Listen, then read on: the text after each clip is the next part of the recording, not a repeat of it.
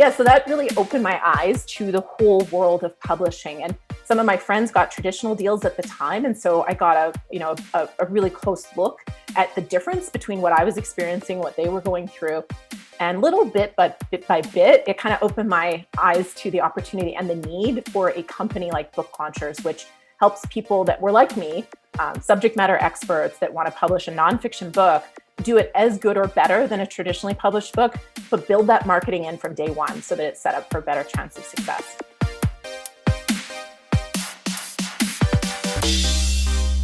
Welcome to the Stark Reflections on Writing and Publishing podcast. There has never been a better time for writers. More information, options, and opportunities are available to you, but navigating these requires insight. Join Mark Leslie Lefebvre as he draws upon more than a quarter century of experience as a writer, a bookseller, and a trusted book industry consultant to explore and reflect on the writing and publishing landscape to help you make informed choices on your writer journey.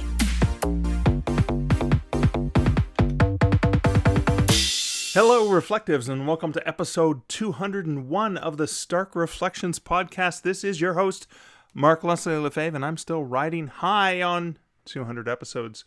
As we move into the next century of episodes, I am thrilled to have an interview with Julie Broad. Now, Julie is a #1 best-selling author, entrepreneur, and the founder of Book Launchers. Through this platform and her hugely successful and popular YouTube channel, booklaunchers.tv, she helps nonfiction authors write and market books people want to read. Julie teaches the best approaches to get results, make an impact, and ultimately make more money. She always leaves people inspired, excited, and with clear steps to take immediate action. Her advice for authors and investors has been featured in Forbes, Entrepreneur.com, Yahoo Business, CTV, the Toronto Sun, Medium, and several local and national television programs. Now, I know you'll find my chat with this Canadian-born, US-based powerhouse inspiring and informative, and it's coming up later in this episode.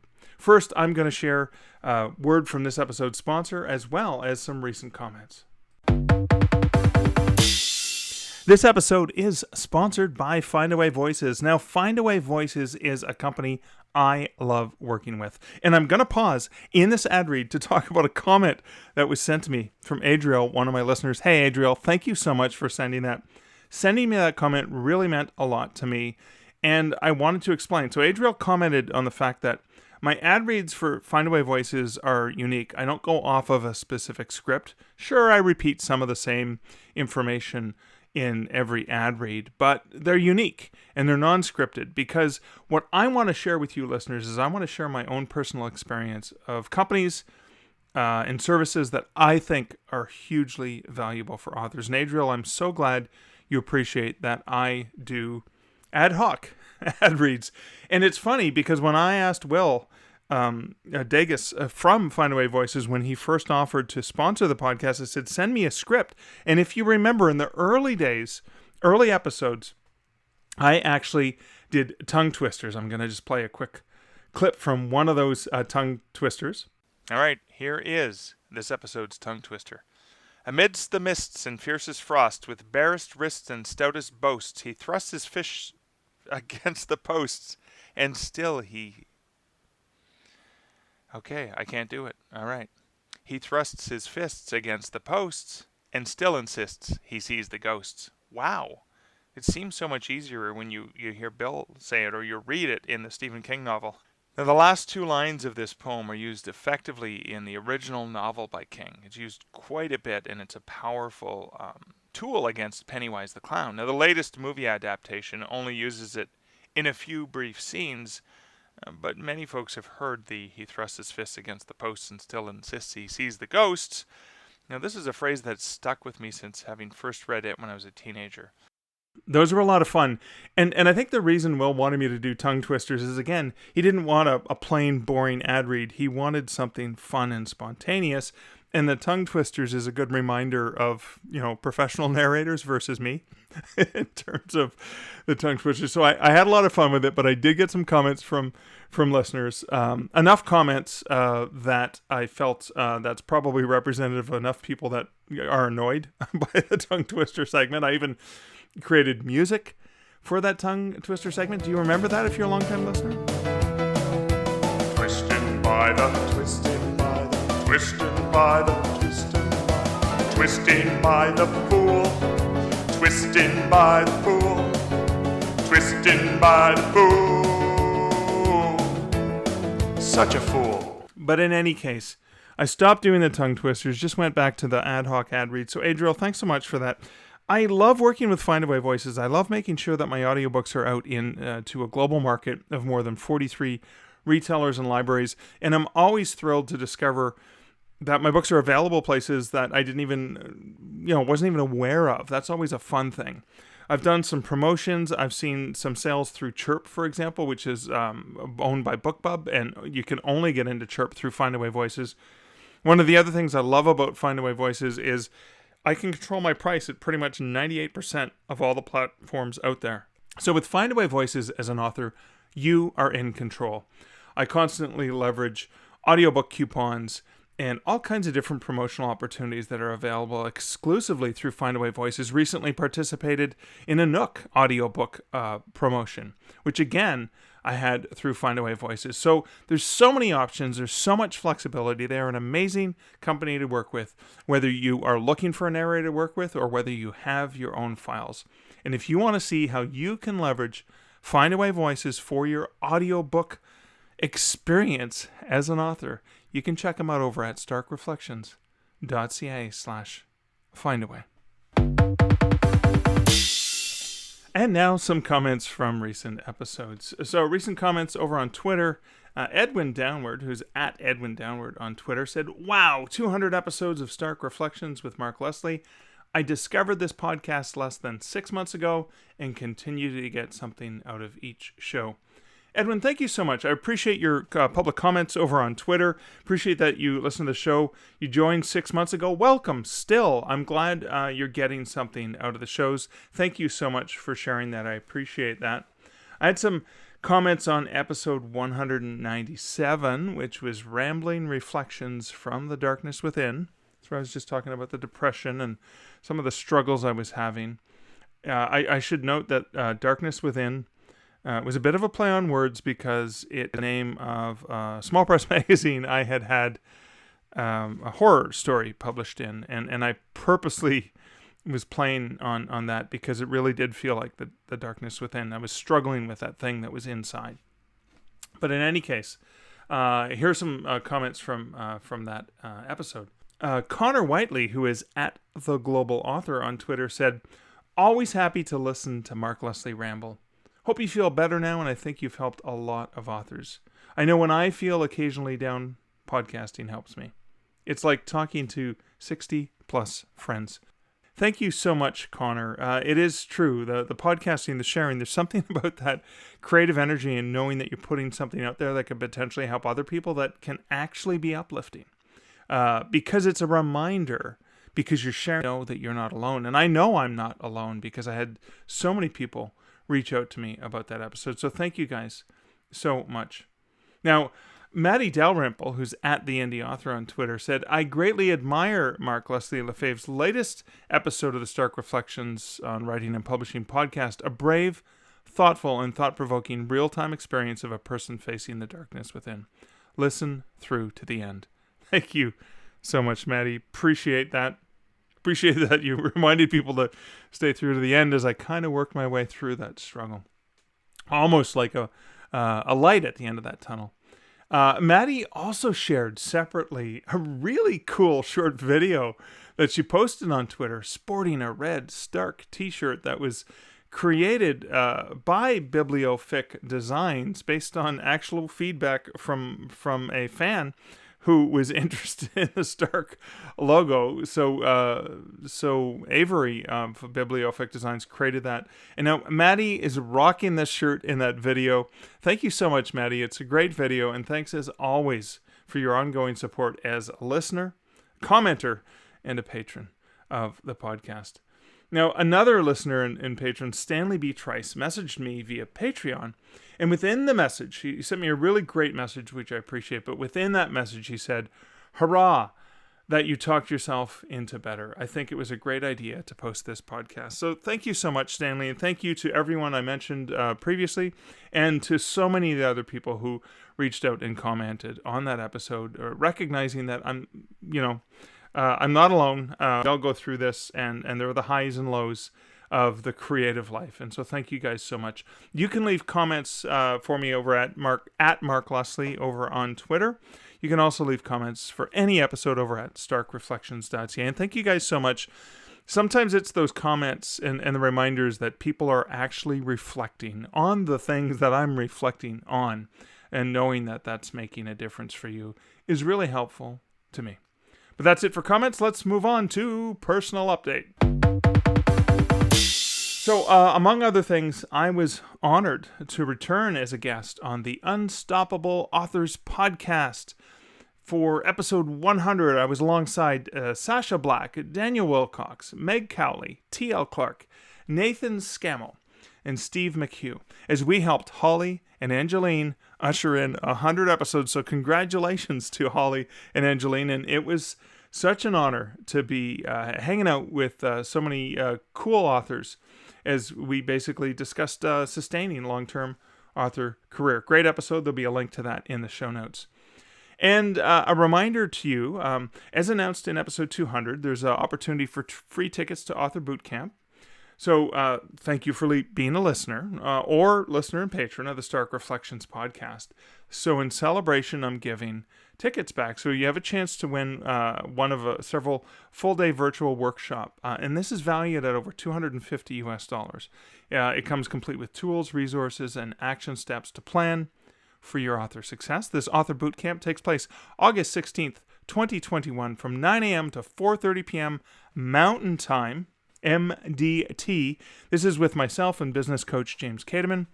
And we team up to help authors define and achieve their goals. Walk through shaping up your writing practice, effective scheduling, dealing with head trash, so you can actually, that's getting in the way of your success, to publishing and marketing strategies. We unpack authoring and we help authors understand how they can create their own plan, whether you're a beginner or even if you've been in it for a while and are just looking for a fresh way to approach it. We worked with author Sarah Cadiz Graham through this program, and she joins as moderator as well as sort of a prototype. So along the way, you can kind of hear some examples of what she has done and how some of the questions and things that we poked around with her has actually changed her career. And there's a link to get access to that over in the show notes, because you have until the end of July for a chance to win. Now, I've received several entries so far and some great comments, and I'm going to be reading, I've had permission from the commenters, I'll be reading some of those in the next episode, but you still have a chance to win up till the end of July 2021. And in addition, because I teased this in last episode, there's an additional bonus, as I'm working out something with Clark Chamberlain, an amazing coach for writers, amazing editor, amazing coach, for offering up one of my listeners a 1-hour story stuck consultation with Clark. I've done this and it has been groundbreaking for me. Now, all patrons, if you are a patron, you're automatically already entered. So basically at the various levels, you'll have 1 entry, 2 entries, or 3 chances to win just for being an awesome patron of the podcast. And thank you, patrons who support this podcast over at patreon.com/starkreflection. And any listener can add themselves in for a chance to win using a form that's going to be located for episode 201 at starkreflections.ca. And stay, because guess what? Next week, episode 202, I'm offering something else for you to win. Why? Because celebrating 200 episodes is a big deal to me, and I want to give back as much as I can to you, my awesome listener, because I love you. Thanks for hanging out with me. And okay, one last update for my personal update. I've got a TikTok account. I don't have a lot of followers, and that's okay. But there's one thing I'm really, really sad about, is I posted a duet me, a hashtag duet me. And it's a scene from Planes, Trains, and Automobiles. It's a scene in the car. It's the you play with your balls a lot scene. I don't care to breathe your foot odor. Leave the shoes on. Gee, it must be swell to be so perfect and odor-free. You know, there's plenty of things about you that bother me, but I'm decent enough not to bring them up. Really? That's right. Really? What do I do that bothers you? I'm just Well, curious. there's lots of things. that Name you do. one. Why don't you There's name quite one? a few things. You want me to name one? Yeah. Fine, man. You play with your balls a lot.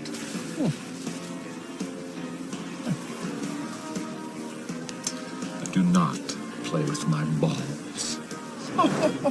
Larry Bird doesn't do as much ball handling in one night as you do in an hour. Are you trying to start a fight? No, I'm simply stating a fact, that's all. You fidget with your nuts a lot. You know what would make me happy? Got a couple balls and an extra set of fingers? Now, what a duet is, if you're on TikTok and you understand what a duet is, cool. If not, just for people who don't know.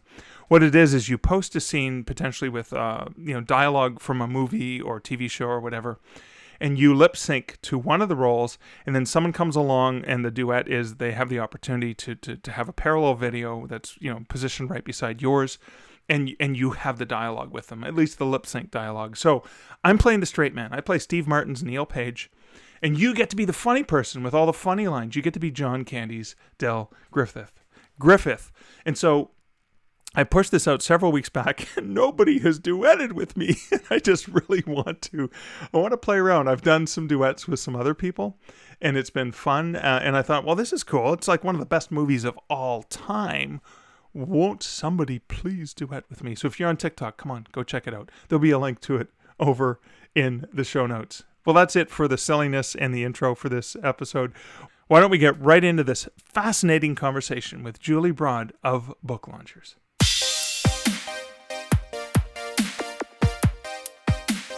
Julie, welcome to the Stark Reflections on Writing and Publishing podcast. Oh, thanks so much for having me. I'm really excited. This is so fun getting a chance to talk to you because I've watched your videos online for ages, and it's like, oh my God, I've got a star in my midst here. This is really an exciting moment for me. So thank you. And I felt the same. I'm like, I've been listening to you on podcasts for so long. I'm like, I'm going to be on a celebrity show today. So let's go back. So I want to talk about Book Launchers. I want to talk about what you do, but let's go back to the early days and the passions that drove you in this direction. What led you to where you are today? Yeah, it's not a straight line. So it's kind of a funny journey. I started investing in real estate, which is probably not where you thought this conversation would start, but I started investing in real estate in 2001. And I liked it. I took the money I was going to put into an MBA and put it into a property and financed my MBA.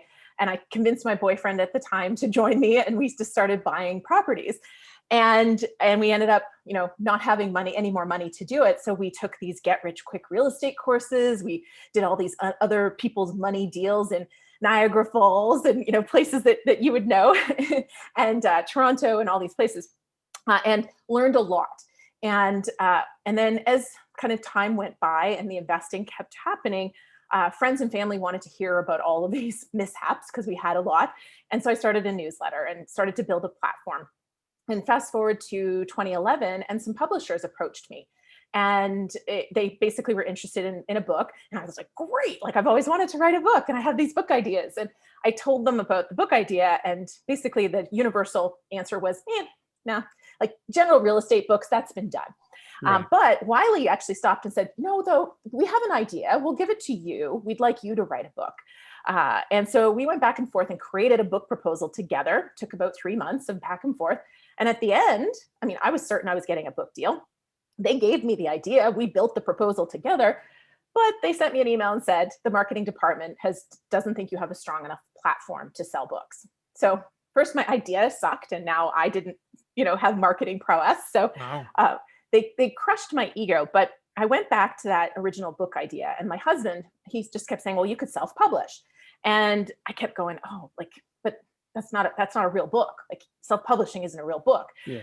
And he pointed to a couple friends we had that had self-published, and it took me a little while, but I kind of went back to that original book idea. And I said, you know what, I have to self-publish because this book idea is a book about real estate investing for people who aren't looking to get rich. And so I went down that path and self-published. But because Wiley had crushed my ego, I went into it with the thought of, I'm going to do it better than if Wiley had published my book. And I learned everything there was to know about self-publishing at the time, which 2011 wasn't that much.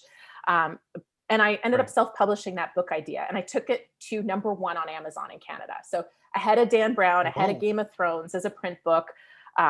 Sold thousands and thousands of copies. I was in the As a print book I self-published, you did. hit that? Not a 99-cent No, ebook. but it was $16.99, I think was the price. Got screen captures to prove it. Oh, wow. And I was in the top 100 on Amazon in Canada for 45 days. So yeah, I did it better than Wiley. Wow. And it was the same book that they weren't interested in, right? Yeah, exactly. It was the book idea. They originally said, that's been done. But the thing was, I'd read probably 70 real estate books at the time, and I knew it hadn't been done.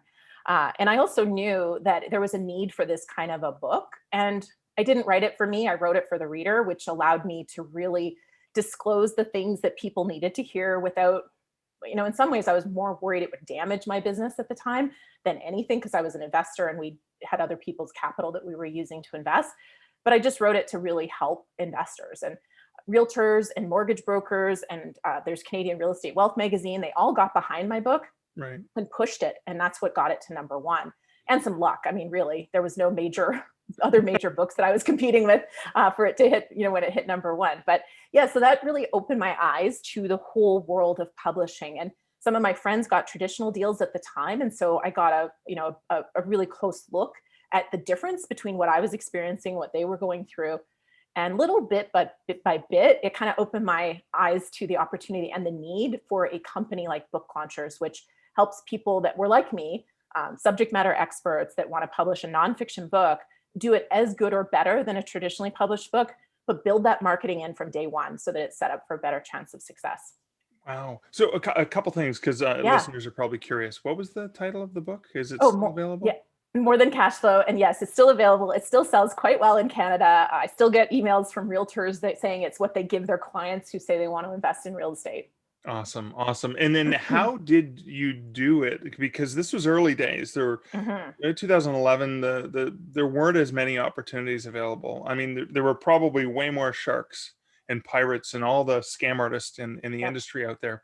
How did you navigate your way through that? And then obviously you must have applied a lot of that into Book Launchers to help authors with the right path so they're not going to get scammed. Yeah, I mean, way back then, it was 2013 by the time the book came out. 2011 was kind of when the traditional publishers closed the door on it for me. There was the only book that I found on the subject was Ape, author, publisher, entrepreneur, I think was what it was. Yeah. And then everything else was online resources. But really, like I did have a bit of a platform. So I had a real estate training and education company. Okay. And so I had about 10,000 newsletter subscribers. And then I also had colleagues and friends and family in the industry. So as my book was coming out, I was reaching out to them, letting them know that it was coming out and what it was going to be about, which was the real risks of real estate investing. It wasn't get rich. It was, hey, listen, more doors means more toilets, means more tenants, means more problems. So here's some things you want to consider, because a lot of the training was all about, get these fancy deals with these fancy numbers and you're going to make all this money. But we did those and we ended up with a crack house and a property manager who got charged with manslaughter, a property manager that robbed rent money from us. So these make great stories, which is why the book did well. No kidding. So yeah, I mean, a lot of this was other people supporting the book. And so that's why I can't emphasize enough the power of your network and to be building strong connections well before a book ever comes out. Because this book never would have got to #1 if it weren't for, really in particular, these two brothers that own a real estate company in Toronto called Rockstar Real Estate. Once my book broke top 100, they kind of just said, hey, let's make your book #1. And they emailed the heck out of their audience and their list, and they really just kept pushing. And I laughed at first when they said they wanted to make it #1. I was like, yeah, thanks guys, that's cute. But Yeah, so do I. But I really didn't believe it. But they went really gangbusters and supported it enthusiastically. It wouldn't have got to #1 without them. Wow, that is amazing. And so you had this experience and thought, oh my God, I can help other people. So was Book Launchers founded? Like, at what point was that founded? And then I'm always curious, as taking it from the one, maybe your husband, your boyfriend and you, or your husband and you working on this together, or was it a collaboration between the two of you? How did that expand? Yeah, the book, you mean? Was it a collaboration? No, no, no. I mean, once you book launchers. So the Oh yeah, success of the yeah. book. Now I'm going to help other people see if they can avoid the avoid the challenges I had to face. Yeah, I mean, no, the book launches is solely me. My husband's gotten into acting, and and he oversees our real estate portfolio still. So book Right. launchers is Okay. solely my baby. And the book, even more than cash flow, was really my book, although it was a lot of our stories and our experiences Yeah, because you together. were working in that business together. Yeah. Exactly. Yeah. So all the real estate was us together. So he's Um, stuck with real estate, and you've moved, well, real estate and acting, and yeah. you've moved into publishing and authoring and all the things, Exactly. And and book launchers. superstar YouTube sensation. Yeah, book launchers wasn't born until 2017. So More Than Cash Flow came out in 2013. And, I still, that really blew up our real estate stuff. We had a lot of people wanting to invest capital. Our real estate training and education company started to really expand and grow from there. So it was more like 2016 when my husband got into acting and wasn't as interested in doing the real estate businesses. And I didn't want to do them alone because I'm the marketing person. He's the numbers guy, and real estate doesn't work without the numbers person. Right. So I didn't want to do it without him. And we didn't want to keep kind of growing that piece and do it without him. So that's when things opened up. And that's when I was kind of sitting there going, okay, if I wanted to create a business from scratch, what would it be? And I was drawn to publishing, but I really wanted a solution that I would hire that would also create a job that I would want to work for. Like I wanted to create a company that I would want to work for. Right. And so it took me a little while to kind of come up with what that would be and, to dream up book launchers. But that's kind of when I launched it, was 2017. And it's been going really strong since then. It's been fun. I have to ask, because you have such a presence in your videos. They're so well produced. They're so dynamic and exciting and riveting. Is there an influence of your husband's sort of acting prowess and his background in that area, or is that just an interest you've always had? Well, I started, so it's nice that you say that. Thank you. My first videos were for our previous real estate training company. So if you were to, and I don't really ask you to do this, but if you were to look up old videos with Julie Broad in real estate on YouTube, you would see that I did not have that 10 years ago, 11 years ago when I started YouTube videos. Okay. So the answer to that is really, I've done thousands and thousands of videos now. And I love it. I love it. It's next to writing, it is my favorite thing to do. And I know it helps a lot of people who aren't necessarily going to hire our company, which is important to me too.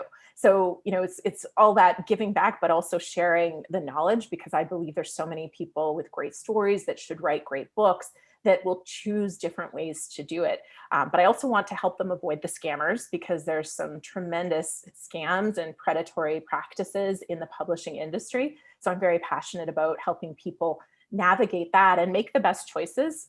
There's so many people that have good intentions. So one of the saddest things I get is somebody who has a book that's edited that isn't good.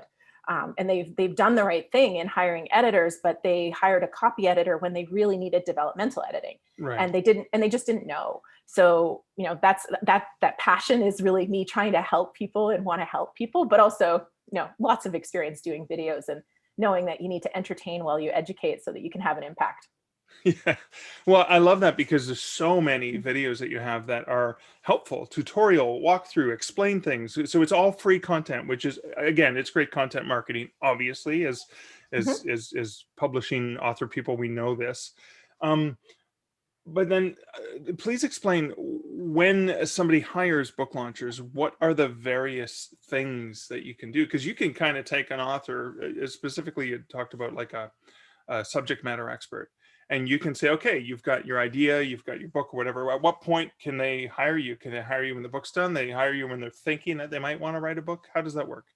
Yeah, I mean, in the early days, we took people at all phases, but what we've learned is that once they're past a certain point, which is usually past copy edit, they've missed a lot of really important things in the book that would set it up for marketing success.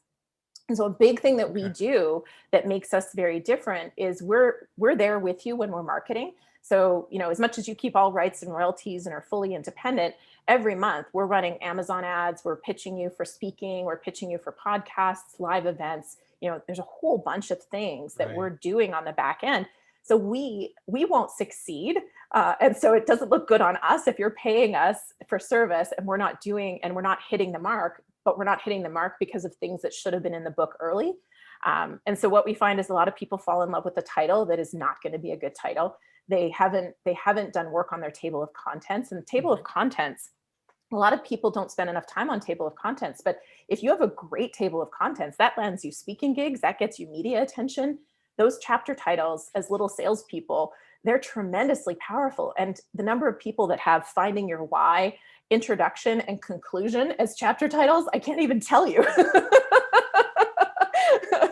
So, those are things. So to answer your question, people can come to us at any point. However, we typically won't accept people if they're past the point where we can actually get in there and really help them layer in these important elements. So typically people are coming to us with an idea and we're pairing them with a story expert to craft the hook of their book. So it's got that really strong marketing hook from the beginning. And then they're either going to a writer or a writing coach, or they come to us with a finished first draft and we can still get in there and really, really help them develop the content so that they're going to stand out in the marketplace when it goes out.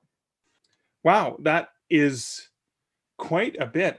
I'm so fascinated that you talk about sometimes it's too late to market the book until you've put the work into the book, recognizing how you're going to market it.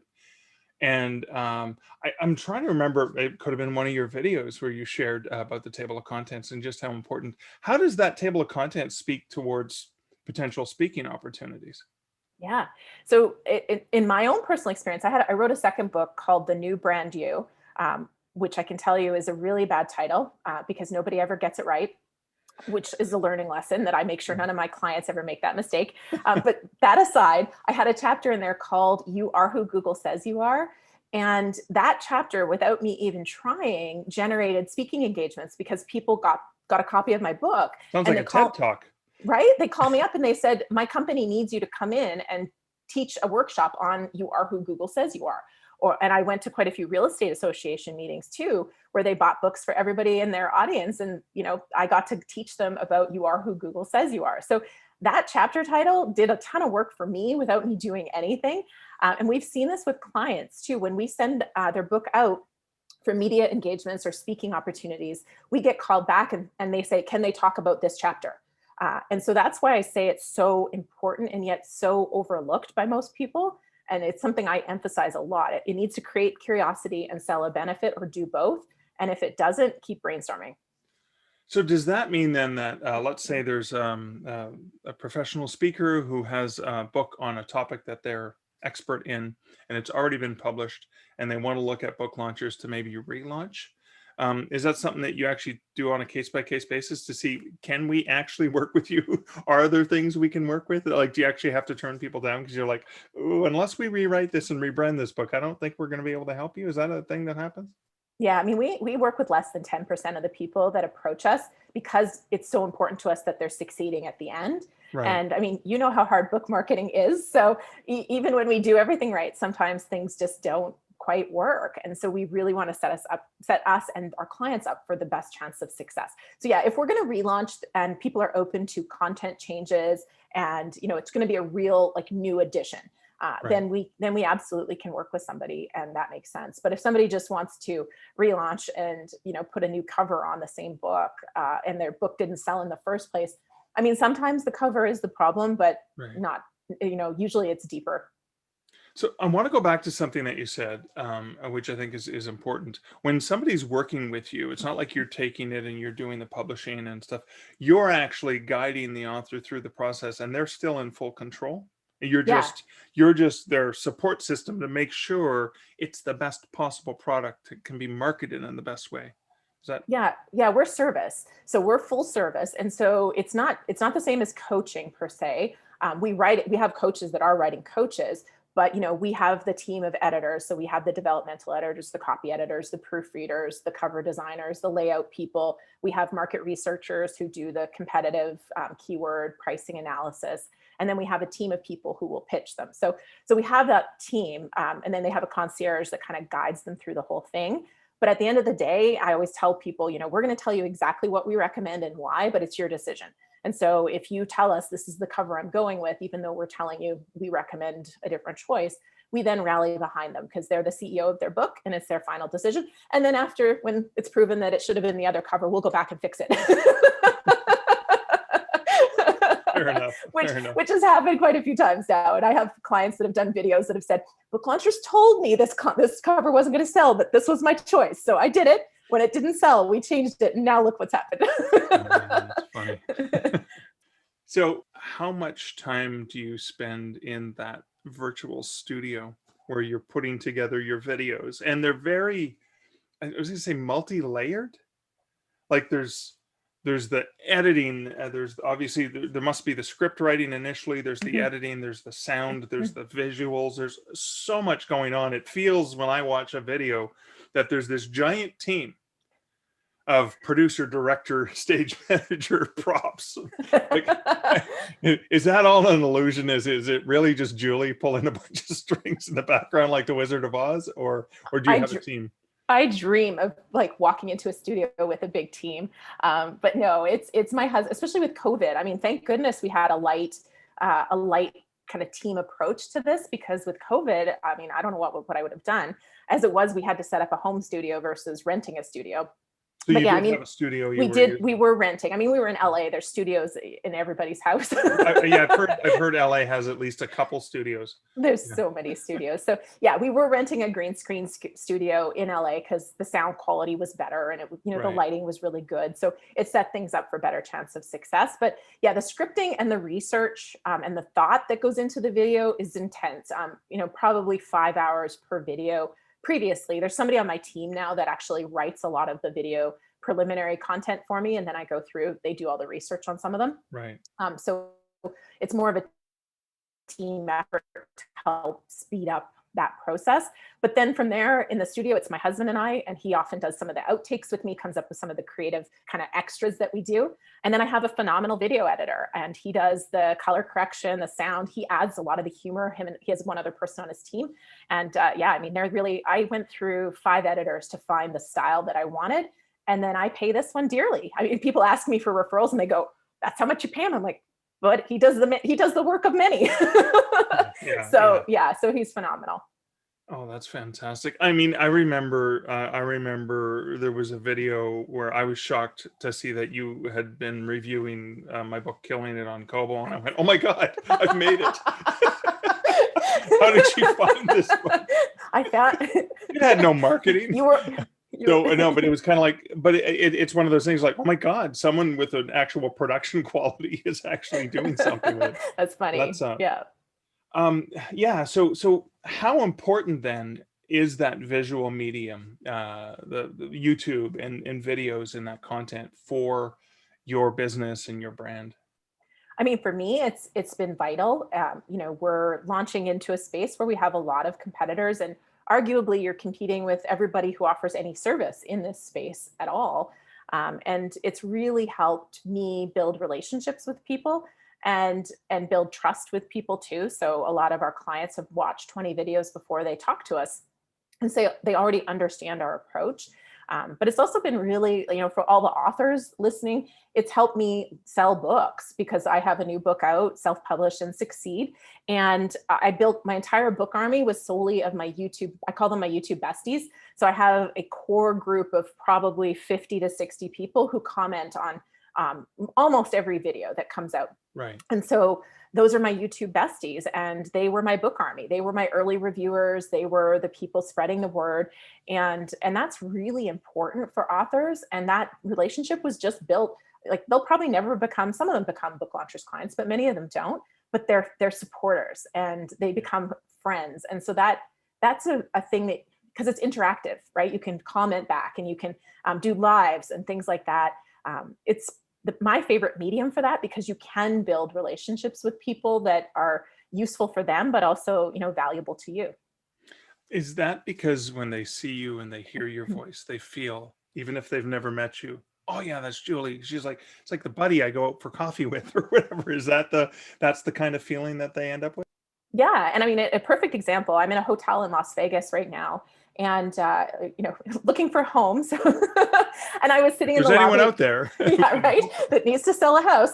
But yeah, I was sitting in the lobby and with my son eating breakfast. And this woman came up to me and she goes, I watched your videos and my book was a bestseller because of you. So just wanted to say thank you. And she goes, and then she looks and she goes, this must be Jackson. And I was like, oh yes, that's Jackson. You get this like weird. uh-oh.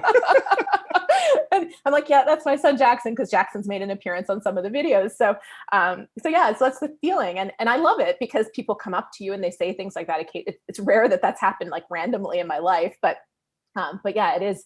I think it's Like, really now I cool. get that all the time. I don't. Usually it's at conferences, which is normal, right? Because it's kind of a space of people that Yeah, would it's know the you, audience, yeah. not at a random hotel where you're, living. Oh man. So you just recently released, so I was going to ask if your writing had been impacted by all of the work you do behind the scenes helping other authors. But it seems like you're actually still been able to produce. Kind of. I mean, I started that book 2 years ago and it just came out this year. It was impacted because our company has grown dramatically. We're now up to 19 employees and we have 48 contractors. So the team has Wow. grown substantially, which has taken a lot of my time to make sure that as you grow, the culture doesn't dilute and that you're bringing the right people onto the team. But also the team made a big difference, right? So the difference between this book and my first two books is that I did have a team. So there was a whole bunch of people that could keep the book moving forward when I was not able to. Right. So I want to dig into some questions about the logistics and stuff. So first thing I want to ask is, you help authors avoid the scams and all of the weird thieves out there looking to try and take advantage of them. What are some of the signs? What are some of the things authors should look for when they're looking for a service provider to help them with their self-publishing? Yeah, I think one of the first kind of scams is kind of that whole like they approach you, right? They have found you and they're interested in your book and they kind of seek you out, which, happens in real life. Like when it's not a not a scam, so very rarely. Like you Yeah. have to have an incredibly topical, rare story for that to happen.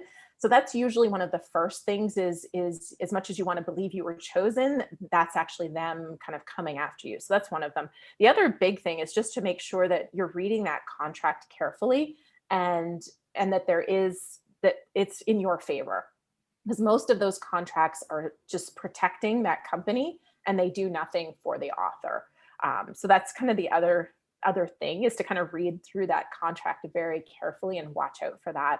And then the other piece I always ask is when a book is sold, who's making the money? Because a lot of the companies are taking a ton of the royalties from you, even though they call it self-publishing and they're collecting all that. And at the end of the day, you're getting very little. And then you also have to ask when they're paying you and how they're paying you, because a lot of people don't get paid. Yeah, that is kind of funny. Hey, if I want to make that little in royalties, I'd go with traditional publishing, right? Well, and that's kind of what I always tell people. I'm like, if you're going to make $1 per book, then you should you should try and get that traditional deal, Right. because and at the end of the day, even some of these companies, you might own the rights, but they don't give you the source files to the book. So if you want to recreate your book, you're going to have to go and get all the source files made again because they've held on to that. So, figuring out who, do you get source files when everything's done so that you Right. can be fully independent? And if they go out of business, which happens quite a bit with some of these companies, or they get a lawsuit, so they shut that business down and open up a different business, how do you access your book? Like, how do you regain control of that? So lots of things, to me, I just say, just self-publish.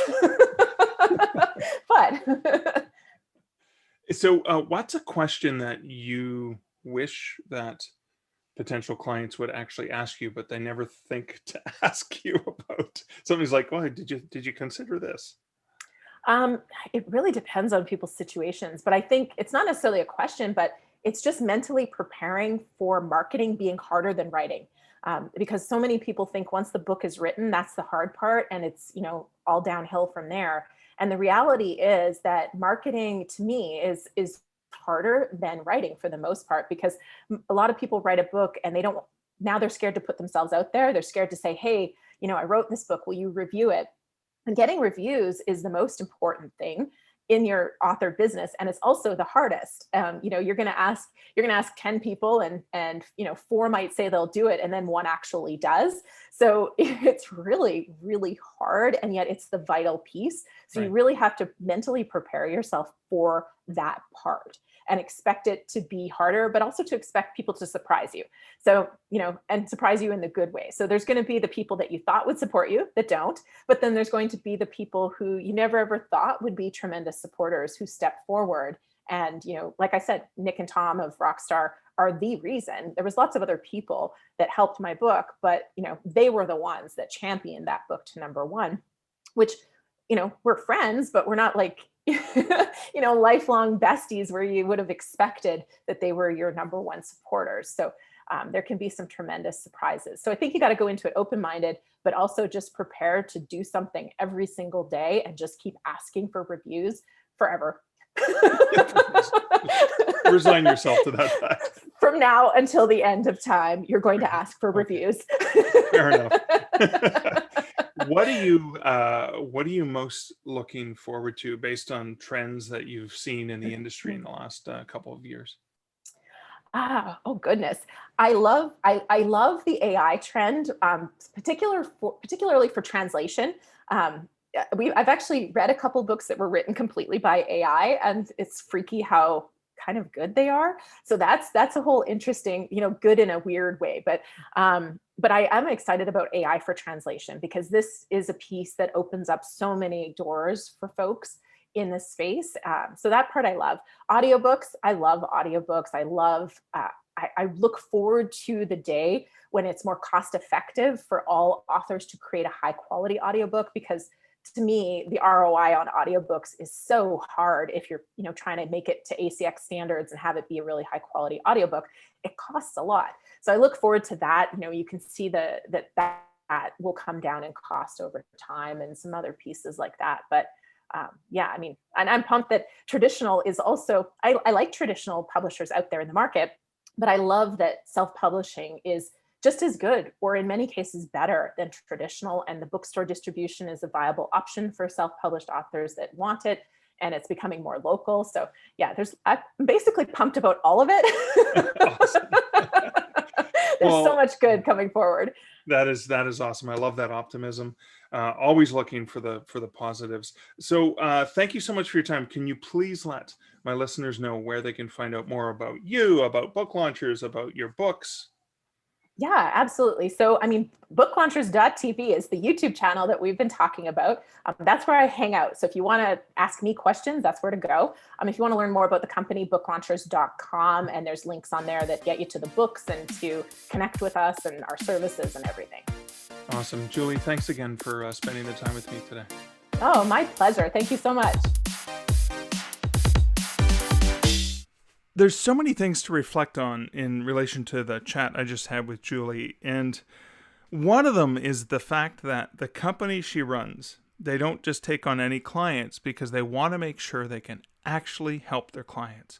And helping their clients means going back to the basics, going back to even the manuscript and the format and the chapter titles, which I'm going to get into in sort of a separate reflection. But it reminds me of that huge value that marketing really begins at the beginning of the creation of the project, because you need to understand who your audience is. You need to understand who you're writing it for. That is going to inform the entire process of what you're creating, keeping that audience in mind. And that is so, so critical. And something I remind myself on every single project is pausing to think, who is going to be reading this? Who is my ideal audience? And am I creating the content with them in mind? The second reflection is when she was talking about how the title of the book, or even the table of contents, and how she talked about one of the chapters, one of the titles, Google is who, you are who Google says you are in search results. I obviously misquoted that, but that got her some amazing speaking engagements. And so now I'm flipping back through. I've just cracked open Wide for the Win, and I'm looking at some of the titles in terms of the titles for the chapters and the subchapters and stuff like that. Wide is more than just about eggs and baskets.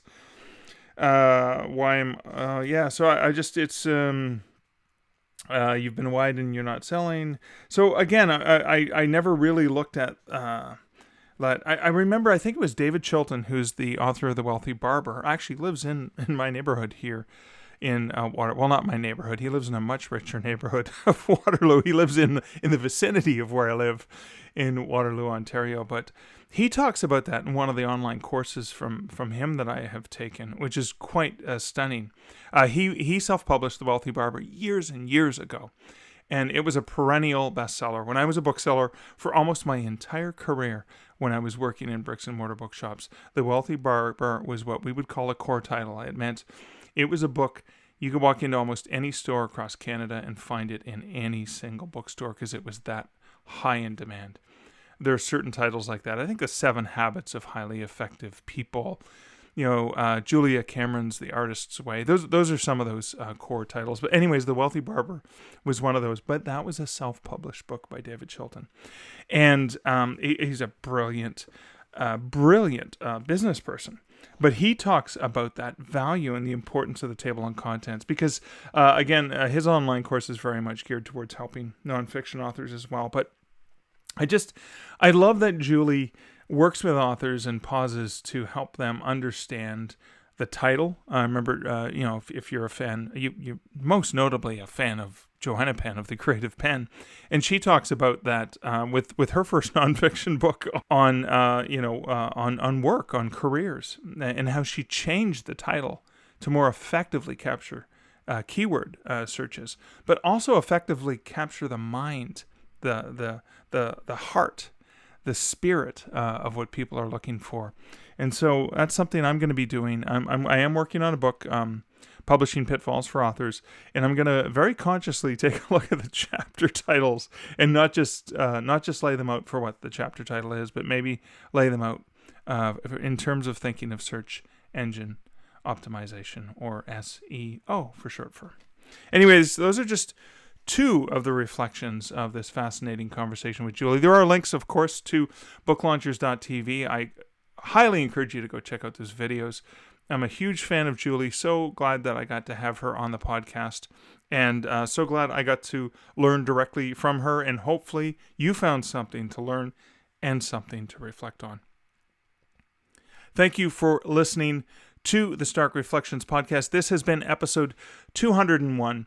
If you like the podcast, a few things you can do to help me is you can leave a review on the podcatcher of your choice, or better yet, share this podcast with someone that you think would find value in it.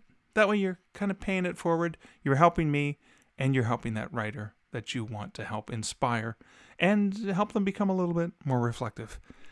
Thank you for being a reflective listener of the podcast. Until next week and next episode, this is Mark Leslie Lefebvre wishing you great writing and good Stark Reflections. Thank you for listening to the Stark Reflections podcast. You can find show notes for each episode at starkreflections.ca.